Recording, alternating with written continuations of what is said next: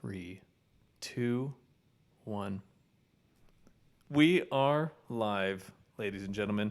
Welcome and hello. Welcome to Tabletop Blacksmith. We have on this evening an Elvis tribute artist, Travis Hudson, who is a local to the San Antonio, Texas area. That's right.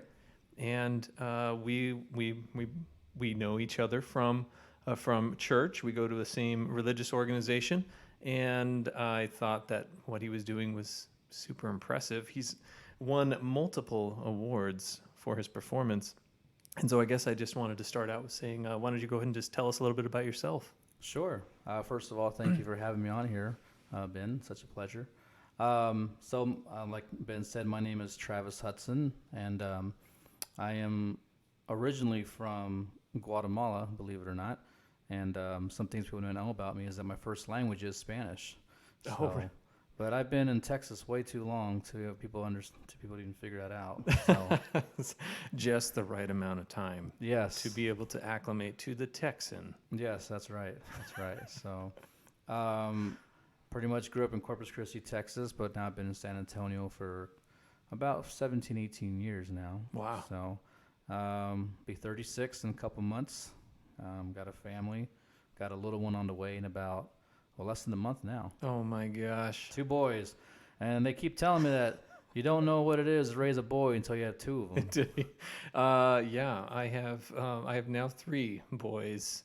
Wow. And it's crazy because, I mean, like wrestling with the kids, when it was just me against one, my oldest is my son, he, I didn't feel threatened by him. He's a small human being and I could take him. But now that there are 4 of these, just like I can at most keep my attention on 2 of them while 2 are sneaking around and who knows what. Yeah. Wow. Raising 2 boys is going to be an adventure. Yeah.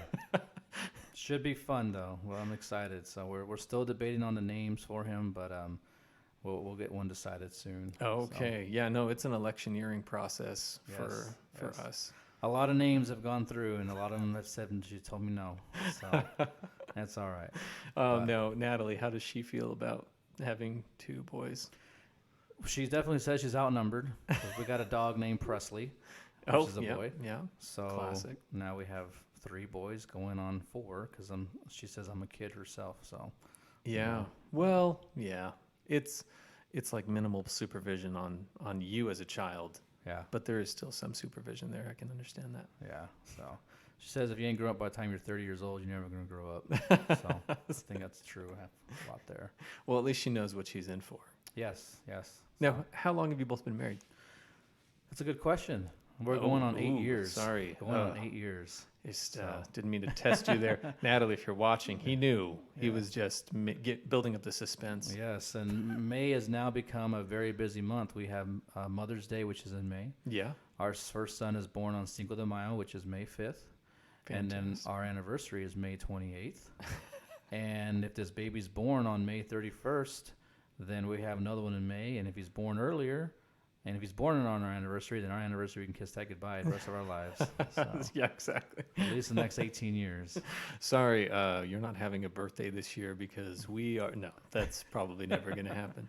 Well, that's good. You can get everything out of the way at once. Mm-hmm. I don't know if you watched The Office, but Michael Scott tried to do that one time, and it just did not work out well for them.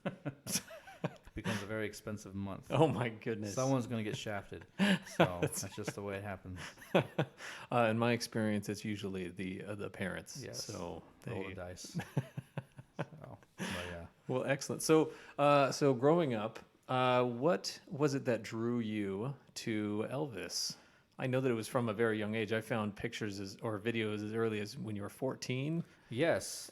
So I was 14 years old, and I was watching TV in the living room in Corpus Christi, Texas. And I saw this guy on TV, and I saw the way he was dancing, the way he was singing, and the way he looked. And I was like, Mom, who's that guy? And he'd say, well, that's Elvis. I'm like, wow, I want to be him. Little did I know who he was and what he has accomplished and what he has accomplished. I was like, okay. So I asked my mom, I said, hey, can you make me a jumpsuit? And she just looks at me like I'm crazy. Here I am, 14 years old, and I'm in high school. And she's like, "What do you want a jumpsuit for?" I'm like, "Well, I want to wear it and go to wear it to school. No apparent reason really." Right. So because my mother, she loved me so much, we went to a Hobby Lobby, looked for a pattern, and then we found little rhinestones, the glue-on kind. Oh my goodness. And we had to hand glue every single one of them. When I say we, she right. did that. It's like a royal we. Yes, yes. And so we found a guy that supposedly did some Elvis hair. He got my hair all poofed up. And when I mean poofy, it was poofy. It wasn't anything like the correct way. Right. So I woke up the next day. Well, after a couple weeks after she finished making the jumpsuit, she made even the cape as well, which I currently still have both items. I went to school, and I started walking the halls, and teachers and students started coming out and wondering, who is this guy? What is he doing? And I thought it was the coolest thing. So, on and on to that, this teacher comes up to me, and he has a DECA club, which I think still happens these days. And he asked, "Hey, would you sing for before our competition starts?" Oh my goodness. I'm like, "Well, I don't even sing Elvis songs. I just wanted to dress like him. I sang. I was in choir and all that, but I didn't sing Elvis songs. So I had to go home and say, I got asked to sing Elvis songs, and I don't know any, and I got to learn them by Saturday." So easy peasy. yes. Was this like a Monday? It was like the start of the week? Yeah, start of the week. Oh, man. And had to go to the actual music store and actually look for music and buy the records instead of downloading. This would have been, what, early 2000s or late 90s? Or late, let's see, I graduated in 2002. Okay, so I was 18, so it would have been 98. 1998. I'm dating myself here right now, so that's fine. yeah, that's perfectly fine. But so we went to the music store, and I found a karaoke CD of Elvis, and the two songs that I learned was "All Shook Up" and "Teddy Bear." Nice. So then we had to go to Walmart and go buy me a little cheapy karaoke machine with a little cheapy microphone, nothing like this fancy one here. Oh yeah, of course. And a little 6-foot cable, and had to go to the auditorium. And I thought, actually, I take that back. After going there, I thought I was going to be singing maybe from 25, 30 people. I didn't realize what that DECA was, how big it was. So my dad takes me there, and we get on a stage, and I'm like, what am I doing? And in the end, it was in front of 400 students and teachers. Oh, wow. And there I am shaking, not because of Elvis's moves, but shaking because of nervousness. And I was like, what? I'm not doing this. This is crazy. Anyway, I ended up singing the songs, and everyone really enjoyed it, and been an Elvis fan ever since. Wow. So it just started collecting Elvis items, cups. I have an Elvis room now, which I think you've seen, right? Yes. Yes. Oh my goodness. A lot of, I would dare say about 85% of those things have all been gifted to me. Wow. Oh, so it's been a blessing. It's been a blessing. That is amazing. When people recognize, someone with obvious talent and passion for something, I think they're really drawn towards it. Elvis obviously is an icon that many people were drawn to for decades. Mm-hmm. Just a very talented creator and artist, and the fact that he has an actual group of people who are willing to be a tribute to him, that's just ascribes to what he has been able to accomplish. I don't know the exact numbers, but somebody said about a year ago that if the way it keeps going with all the Elvis tribute artists that are out there, that's going to be 1 in 5 someone's going to be an Elvis tribute artist by the time 2036 comes around. So, well, I'm going to have to start getting in on the game then. Now's the time. Now's the time, Ben. Now's the time. Grow out them sideburns and grow out that hair. Yeah, no, I see. I would. I do have a military commitment once a month, and that is the only reason why I don't have a large beard. Oh, okay. I would probably look like a homeless person. If it weren't for... You could reenact when Elvis went to the Army, got his haircut. I could, indeed. Every month you just reenact that moment. Now, so I have a question about that. I'm not any historian on the subject at all. Elvis, his career in singing, did that start before he was in Vietnam, or did that happen after? Well, he went to Germany for the Army. Oh. So... Oh, okay. But yes, he was very, very, very huge before he went to the Army. And Colonel Parker did so much to try to not get him to go. but he was drafted. Yeah. And so he served his country well. And there's a great YouTube video if you ever get a chance to watch when Elvis returns from the army, and he carried his own backpack, and he wanted to be treated just like every other person that was there. He wanted to be treated no special, anything special. He wanted to be just like all of them. And it's a cool video, just the way Elvis looks and the way he talks, and I try to talk like him sometimes, but it's just the way he says the words, like, I don't know, man, just the way I was trying to do things. So Yeah, he's very singular. Yes. It's a very distinct persona that he had. So, and it's so iconic that people are able to do it. So, so then, so when you were 14, that's a freshman in high school, or was that sophomore? I was a freshman. I was a little slow. Okay. So that's fine. That's perfectly. I remember I didn't speak English at first, so that's my excuse. I'm sticking to it. Hey, that works for me. I had to learn Spanish after high school, and that was much more difficult, I would imagine. Yes. Well, a funny thing is I went on a mission, and then I was able to learn my Spanish back because I had lost a lot of it. Right. Because in Georgia, they didn't really like us speaking Spanish. Oh. Back then. So in the late 80s, early 90s. So you can imagine the times have changed. It's so weird to hear about things like that because it hasn't been my experience to ever have people act like that around me. Like if I heard someone say out loud, like, "This is America, speak English," I would probably laugh in their face. Like, what do you think this is? No, so I mean, I think that there are things that have changed and are changing that are beneficial. One of those would be obviously we have a very rich culture here in America. Yes, and especially here in San Antonio, and and my folks, they were per se. I'm adopted. Some people that may not know that from Guatemala, and my parents were. They had an interracial marriage. My father was as white as can be. He's born in Memphis, Tennessee, where Elvis is from. And my mother is born in Eagle Pass, Chiquimula, which is by Mexico. Yeah. And they were, back then, interracial marriage was very, very frowned upon, or different looked at. And they were one of the few that did it. So a lot of changes. So yeah, interesting. Glad everything has turned out well. Yeah, it's worked out well. They live here in San Antonio. I've tried to get away from them, but they keep following me. No, they're good. They're good folks. Well, they always say your parents are your biggest fans. So. They're my very biggest fans and my first fans. Yes, they're still fans, and they're still letting me live my dream and seeing this, letting me try to live the success that it has been brought in so far. It's been great and still going strong. Right. Now, when you were in high school, that was a very awkward time for me. I didn't quite know or have the confidence to wear anything, really. So You just walked around naked. it was mostly like it was a different type of confidence Yeah. In the buff. But Okay. I was quickly arrested. No, no, that didn't.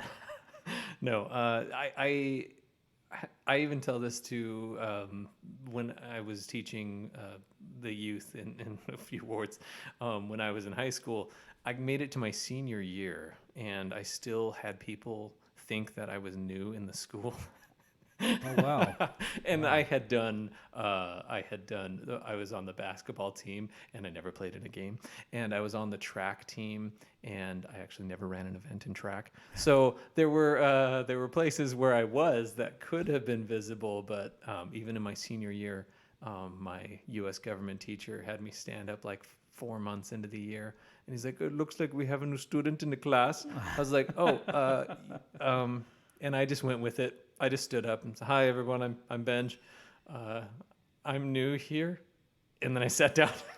That's funny. So I guess my question is: at 14, were you? Was there any clubs or anything that you were into at that time, or was it just straight Elvis jumpsuit?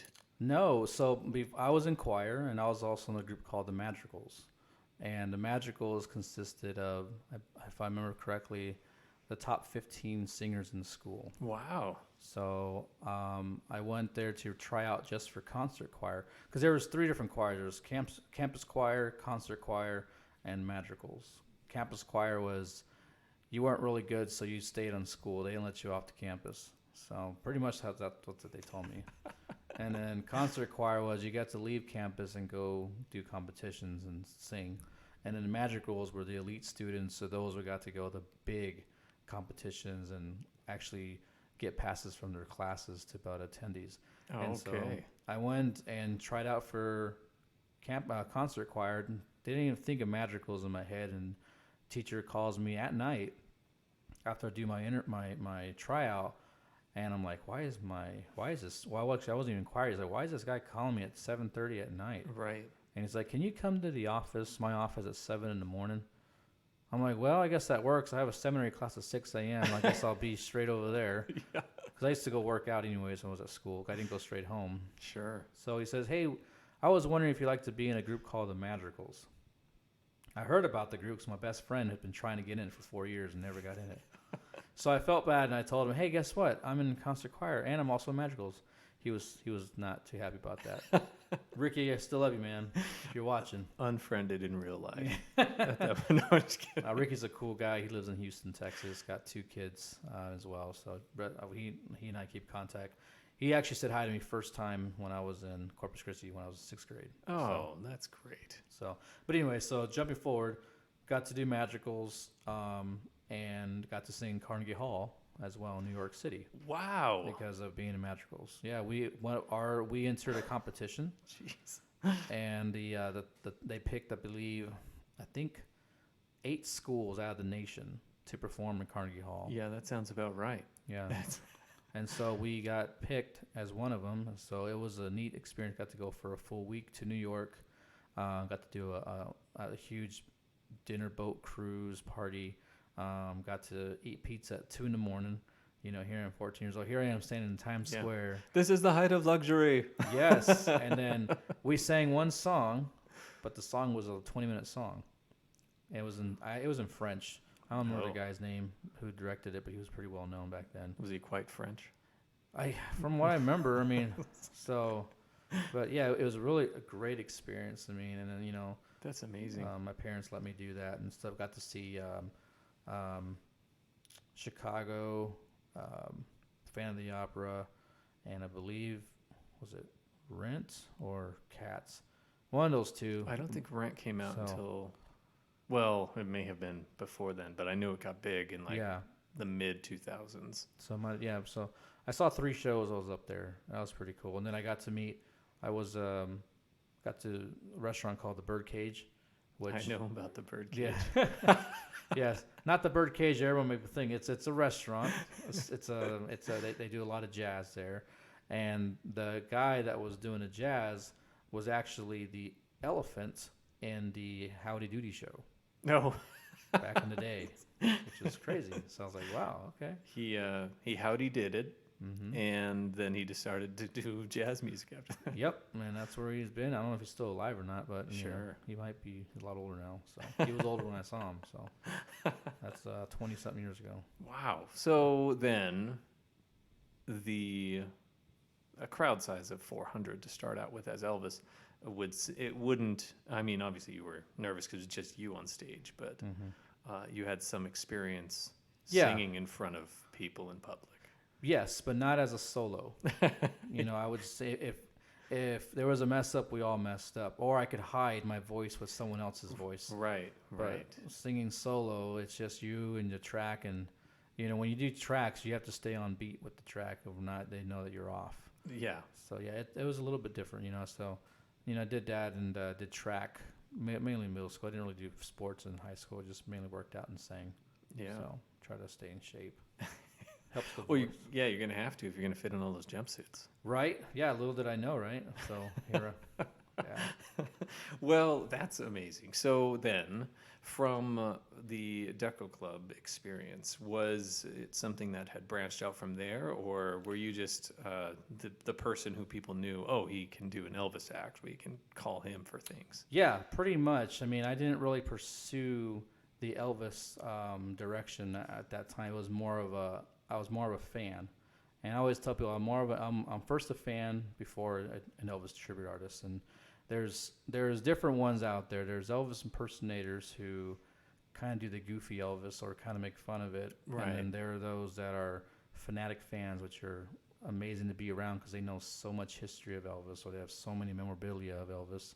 And then there are those Elvis tribute artists. So it's kind of, I fall in between the Elvis tribute artists and the being a fan. And the fan. Yeah, because I don't go around dressing like Elvis every day. Right. I don't have the jumpsuits on or the belts, or my hair actually looks like this naturally. It's natural. People think I dye it or it's a wig. Like, no, this is my real color hair.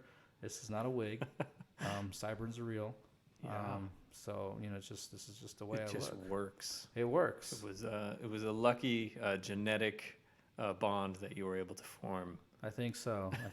So we as Elvis tribute artists, we try our hardest, and I think what's his name?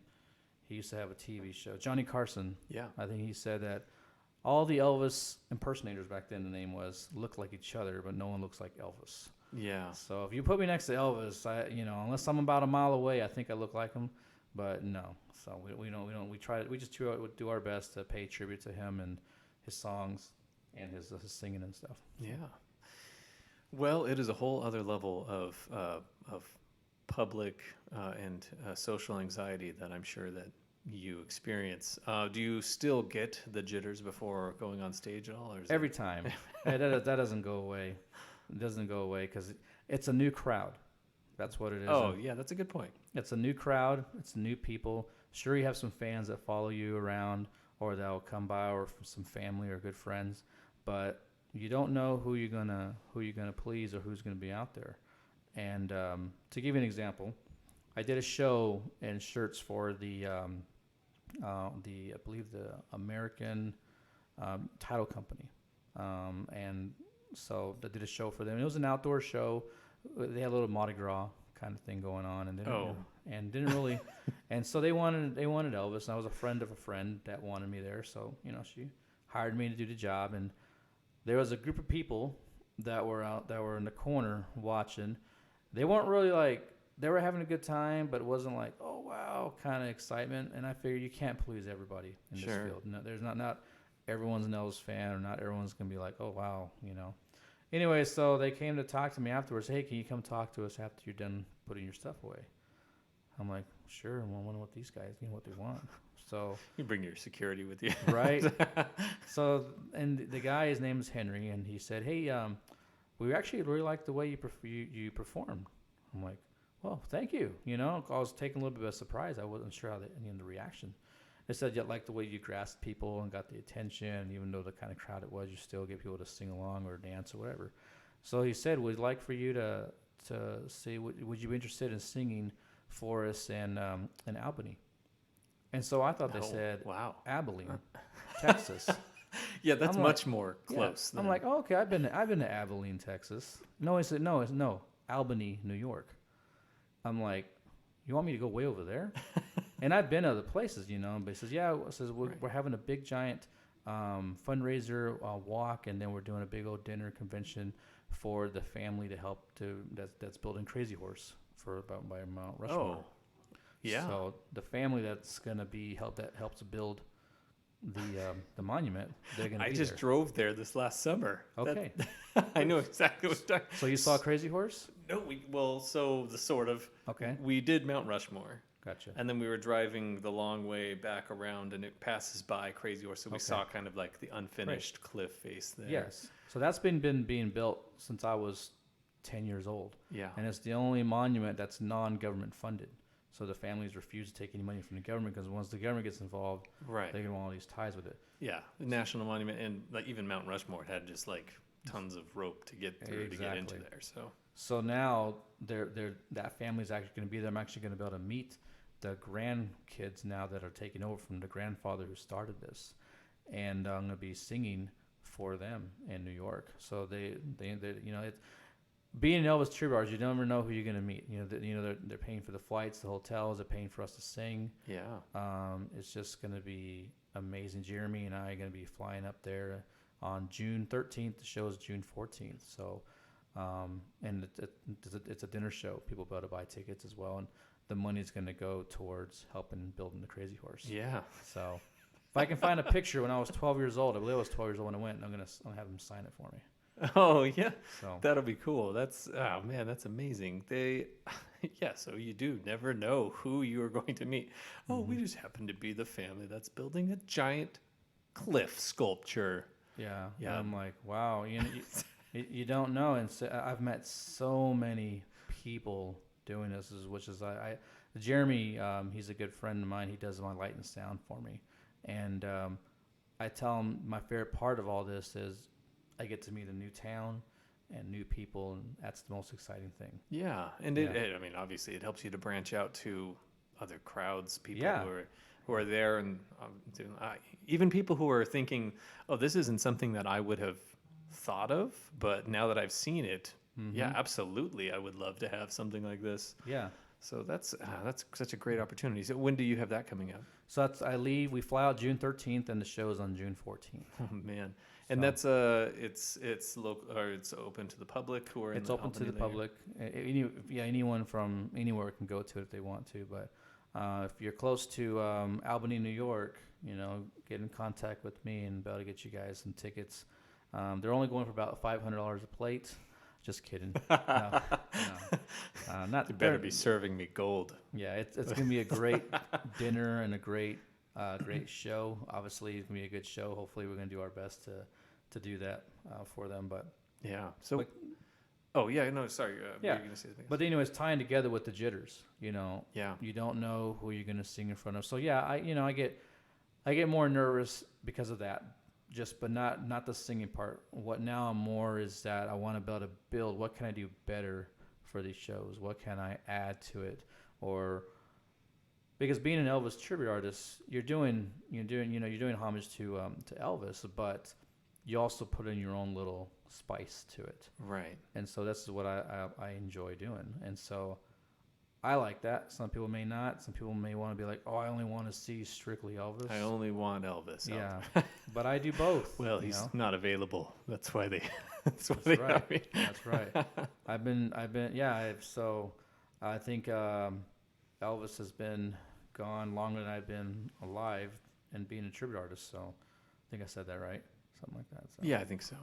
But it's still relevant. So then you have that coming up. I know that. On what we were talking about, getting the jitters, and you said that you never know what kind of crowd you're going to be in. I guess the question I have is, have you ever had a negative experience?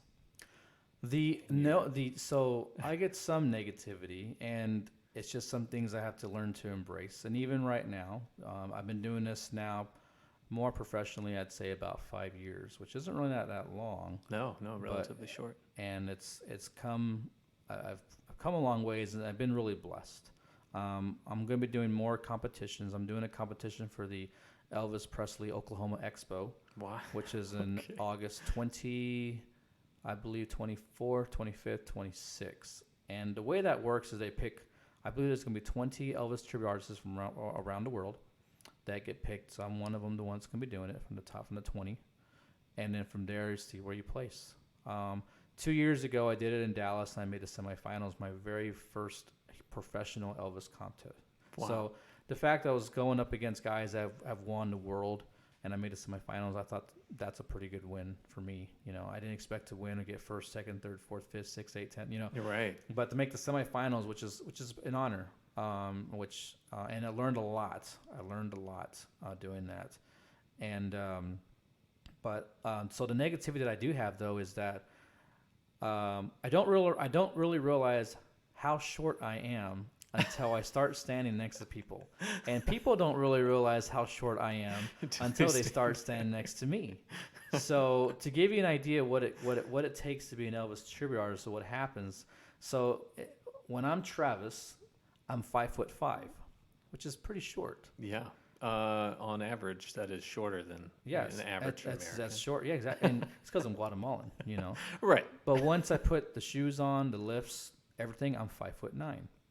Oh, wow. And then the hair adds 2 inches, so I look like I'm 5'10", 5'11". Hey, all right. So I start creeping up there a little bit, But then I got everyone here in Texas. They're so tall and big, Everything's bigger. Everyone's like 6 foot average around here. So, It's like, okay. And so that's a negativity. Like, oh, I thought he was taller. You always hear that on TV. I thought he was taller than that.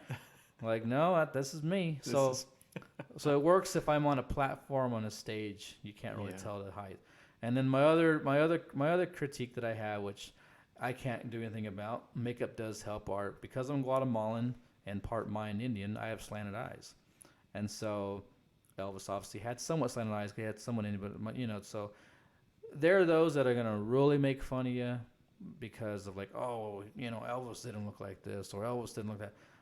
I'm not trying to look 100% like Elvis. It's impossible. Yeah. But I'm trying to give the, I guess like, what's the word?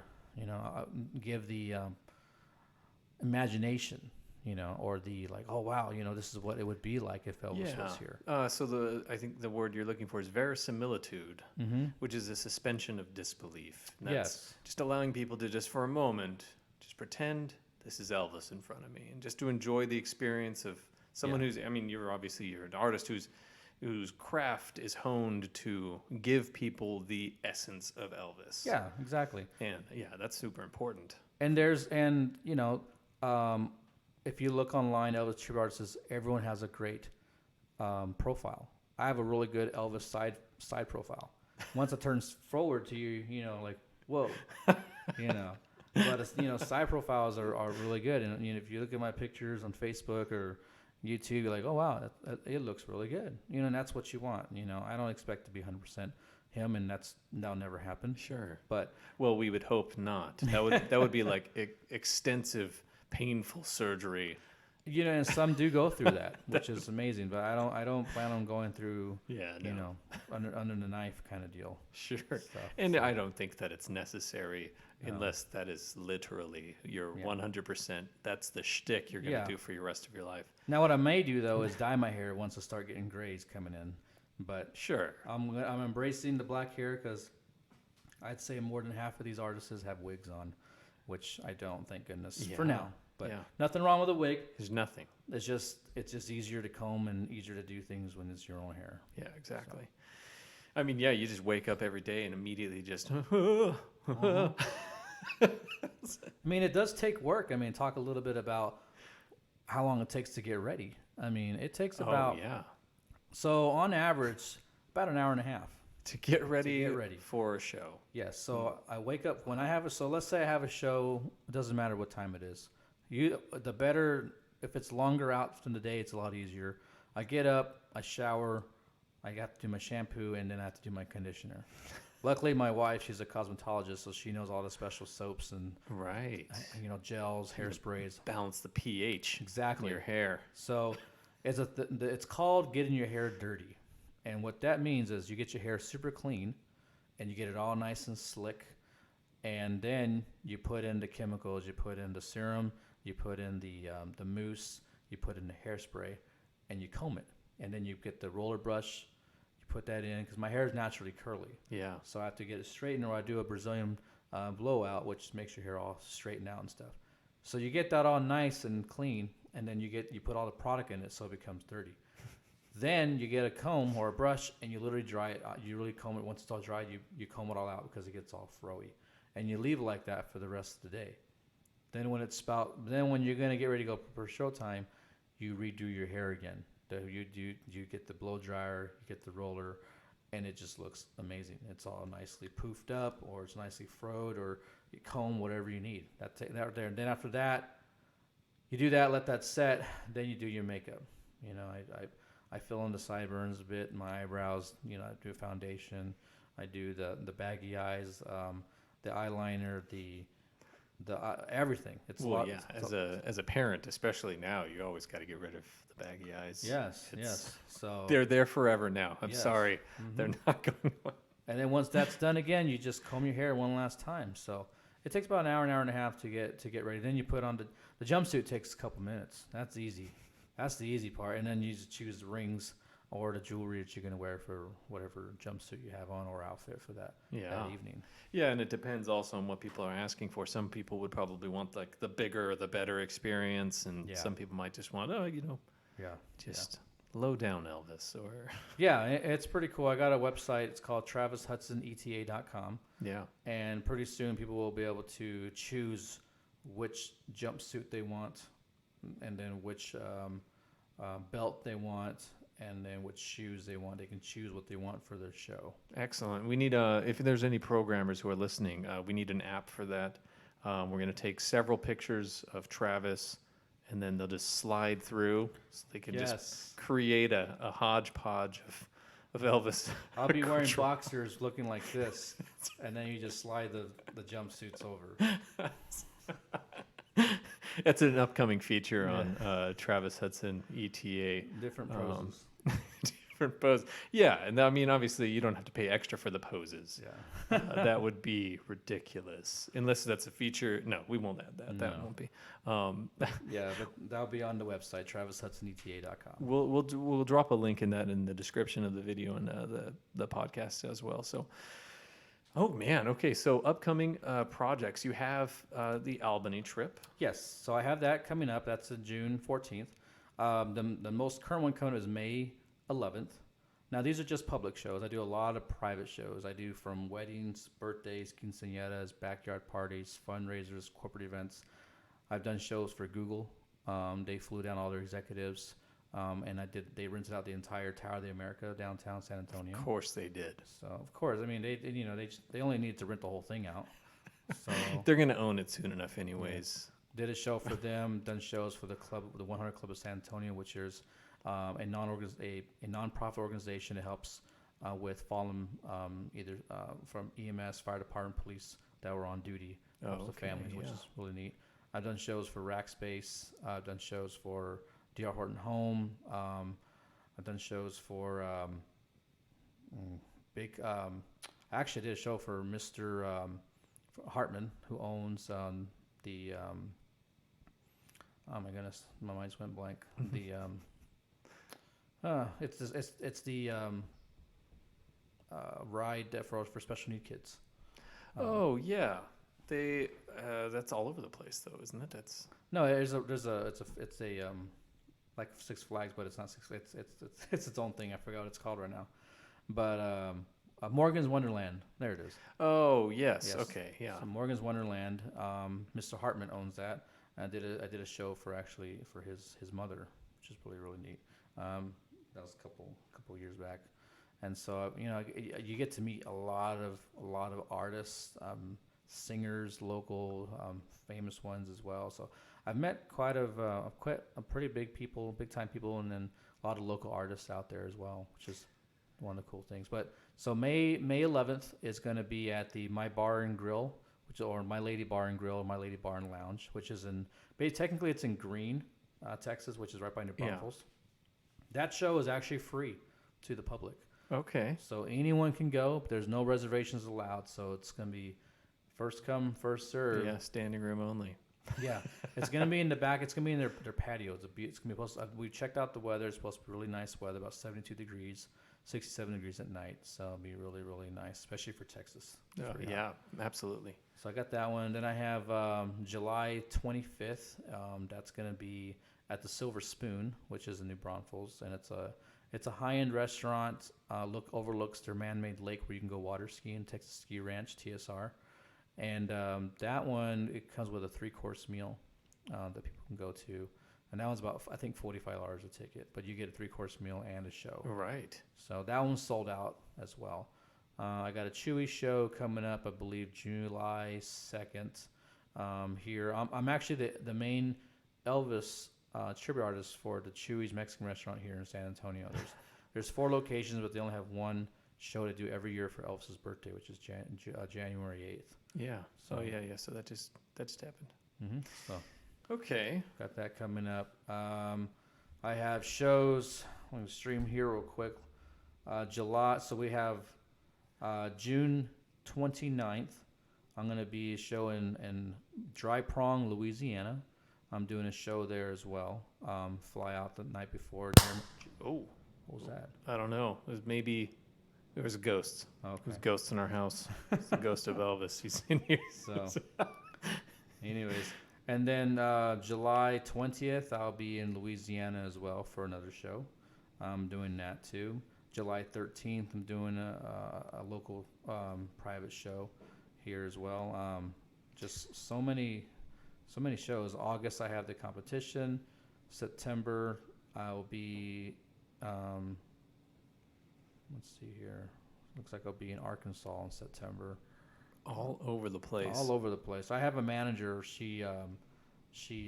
Indiana. There it is. I'll be in Indiana, Fort Wayne, Indiana, on October 1st as well. So Excellent. Now, is there a place also, is this on your website where people can look and see where your upcoming events are? yeah. So my website's kind of new. I'm still working on it because I have someone who directs it. Sure. But so she'll be able to put all the dates on there. But on Facebook, I'll have it as well. Martha, her last name is Travis, ironically. And I told her, well, we ever just do shows, we just call it the Martha Travis Show, and they'll just think that it's you and me together, but it's technically your name. Right. So, but she does my out of state shows. Yeah. And then she'll be working on doing some big shows here in Texas. But I do a lot of local shows too. Well, I mean, it's obviously a fun thing for you to be able to do. Mm-hmm. It also is able to make some money on it. And what is it that the Joker said? If you're good at something, never do it for free. Yes, if you're good at something, never do it for free. Okay, so all of these shows, all this information will be available, and you'll be able to look it up there. Now, I guess one of the craziest things that I'd heard that you had mentioned before to me off podcast was that you were invited to do a Valentine's cruise. Yes, so I'm doing a Valentine's cruise, and that's in the year 2020, and that's in February. That's Okay. going to be February, let's see, 13, 12, 11, 10, 9. So February 9th through the 13th. Wow. I'm doing an Elvis cruise, and people that book there, they'll be able to get 3 Elvis shows. I'm going to be doing a gospel section, a gospel show. It's a 2-hour gospel. And then I'll be doing kind of like a 60s movies for the next show. And then I'll also be doing the 70s jumpsuit show. The cool thing about this, though, is that, it's not just you're not going there just because it's to see my shows. You're going to be able to tour just like everybody else. And same thing for me. Once I'm done singing, I'm going to be touring just like being a tourist just like Right. everybody else. And, the cabins, they only, just to start off, they only start at $450 a person. Which is actually that's pretty super cheap. affordable. Yeah, I've been on a few cruises. So that's really nice. A lot of them start at $700 and up, but this includes your taxes, your port fees, and your gratuity as well. And you get exclusive tickets to the Elvis shows, plus whatever else is going on in the boat. So. Now, so question about that. This just came into my mind. So I've been on a couple of cruises, and I've seen the shows on there. So are you going to be rehearsing and choreographing with people on stage, or is it just going to be just you? me? Yeah, okay. Is you had mentioned his name. Jeremy? Jeremy. He's coming with you? Or? He may be coming. He just adopted his kids. Oh, that's amazing. Yeah, they were actually on Ken 5 News the other night. They just had their story shared in San Antonio, which is really neat. So, so we'll see if he does come. But if not, it'll just be me and a karaoke machine. It's the same one that he bought when he was 14. Yeah. It has sentimental value. Yeah. And surprisingly really good acoustics on it. Mhm. Like, Yeah, the thing about a cruise, which I learned now, is you have to bring your own sound equipment, and it's got to fit in your room underneath the bed. really? Yeah, so I've never been on a cruise. So my bucket list includes being on a cruise and to be able to sing on a cruise. And, well, now I'm going to be completing both in one Check. shot. Yeah, so. Yeah, what next? Yeah. I got so- that done. Yeah, I know. I might as well just close up shop after that. So, but yeah, so got that going on. Just finished doing the Flambeau parade in San Antonio, which was this past Saturday. Yes. And out of over 30 floats, we came in 3rd place. Third, and these floats, so anyone who isn't familiar with San Antonio tradition, Fiesta is a week-long, month-long? It's a 2-week. A 2-week tribute to our Mexican-American heritage. I don't know if that's true. I'm making that up. Yeah, they have so many shows, singers, dances. I mean, and then they end it with the flambeau, which is basically over. I think this year there was about over over 700,000 people downtown, and about 1.5 million people watching it on TV. Holy moly! So it was a pretty big event. And the floats, the 30 floats that were there, these were not all Elvis floats. So it's not like he's coming fourth place out of all of the Elvis floats that were there. Third place. Third place. Sorry. And the this is all of the local participants who they're, I'm assuming, pretty big names for themselves. Oh yeah, big names, and all the floats were amazing. I mean, the lights, the decorations, the people. I mean, we went there to have a really good time, but to also place as well. That's a great honor. Oh yeah, for sure. And was this your first time performing on a moving platform? Yes, yes, it was, and first time actually doing Fiesta Parade too, because I don't mind the crowds, but it's getting down there. That's the craziness. But oh yeah, you would have to go. Yeah, they were kind enough to give me a spot, a reserved seat, a reserved parking, everything, and then to shuttle me to the bus, to the floats as well. Yeah. Oh, so, geez. Yeah, really kind people. Now, so on the float itself, you had other people who were performing with you. So I had some dancers on there. It was the Pride of San Antonio, and it was their float, and so they themed it. Jesse Perez, he's the one who created the entire float all by himself.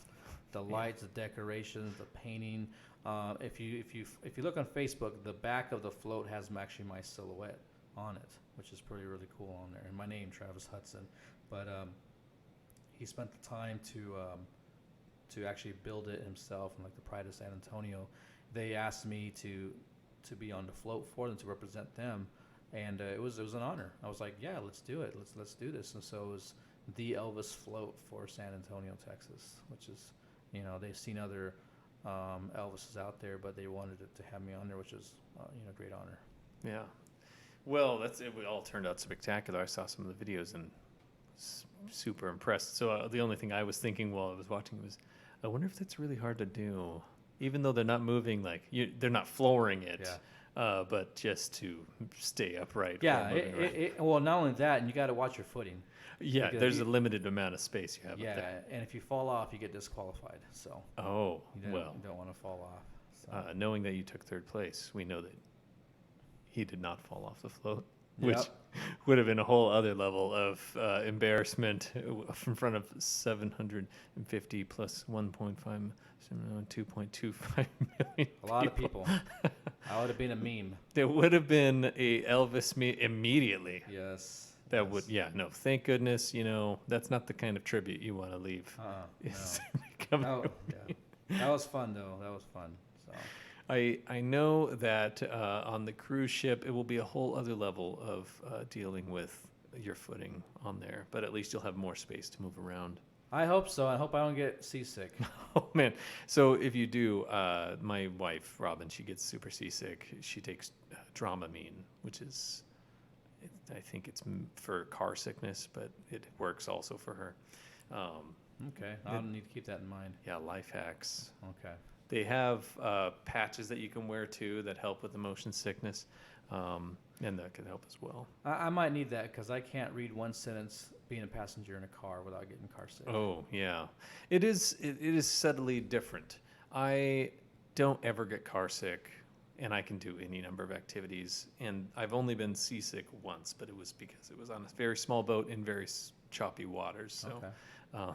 Well, it's gonna be fun, and like it's back to what you're saying with my folks being my favorite fans.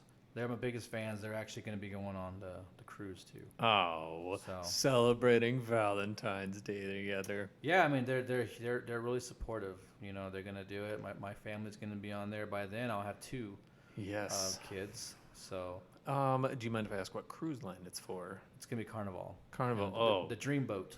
They have the best kids club. Cool. I have been on a few.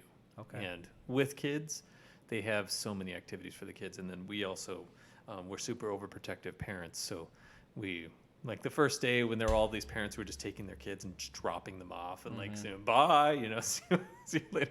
We're like,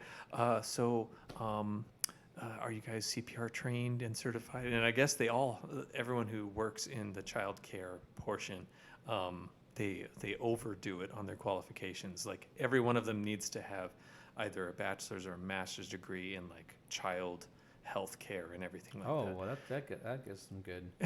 Yes. Peace of mind right Oh, so immediately we were like, oh, really? But can you do this? There you go.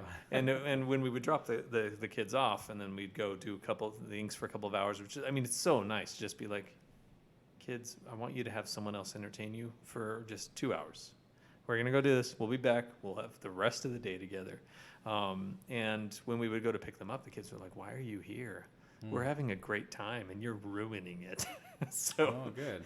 So, I mean, hopefully there's not some detachment issues that you have later where they don't want you to be their parents anymore. Right. Just leave me on the boat, Dad. Just it's going to work well for everyone. You're just going to live on the boat forever. Yeah, every 6 months we'll come see you when you come to the port. Well, that's the majority of people who work on the boat anyways. So Yeah. that's it's a life that you can use to. Well, no, I think that's amazing. So how did you connect with the person who was doing that? So Martha, she's technically been kind of watching me on Facebook for the last 2 years and just kind of seeing me grow, and I always kind of keep contact with her and say hi and etc. And I've had a lot of people locally have been asked if I have a manager and if I'd be interested in having some people manage me. And I've been really hesitant for the last about 2 years because it's a scary thing, because once you start getting somebody else involved, they take control, and it could be a good thing, it could be a bad thing, but you know because they control the money. You know, they're the ones that get paid, and they pay you. So right now I get paid. I know what's coming in. I get from the beginning to the end. Right. Now it's here's where you're at. This is where you're going to be. This is what time you need to fly in. Here's your plane tickets. Here's your taxi. It's kind of nice because they do everything for you. Sure. But so I mean, that's a whole level of stress that they're just getting rid of. yes, but it's stressful on them because they got to make ends meet, or they got to make sure tickets are selling or whatever. Right. So and then trust too, because I've worked hard to get my name, have a good image for my name, so that people will be like, oh yeah, Travis, he's a pretty cool dude, or cool guy or whatever, and your name can get tarnished so fast. Right. And yeah, we booked you for I booked you for all of the state penitentiaries. You're going to be singing Jailhouse Rock. yes. It could get tarnished real quick there. Yeah. I mean, maybe I'll do a Johnny Cash tribute and now sing at Folsom Prison or something. There you go. So, but yeah, so so we finally decided, all right, you know what, let's do this. And so our tour starts in June, and we'll be going from here on out, doing all sorts of shows, and maybe a year from now we'll see where we're at. It might be finally doing this more of a full-time thing. Right. We'll see. But it's taken 5 years to get where we're at. My buddy Jeremy, we met at church as well, and I was like, hey, you want to be my sound and light guy? I can do Elvis. We can, maybe. It's always good to have a man in the chair. Yeah, and he's like, sure, let's try it. So I met a guy in Austin named Victor Salamine, and he mentored me and gave me a lot of tips and advice, and some jumpsuits that he personally made that were more inspired jumpsuits. And that's how I started. And a little side note, I was actually 230 pounds when I started this Elvis career 5 years ago. Now I'm at, I've lost all that weight, which is, I'm at 172 now. So, yeah. People they joke around. They say I started as the fat Elvis, and You now were doing it backwards. I was doing You it did backward. you did a reverse Elvis. Yeah. So I And said, that's- I don't know, So. But anyway, so now it's a lot different now.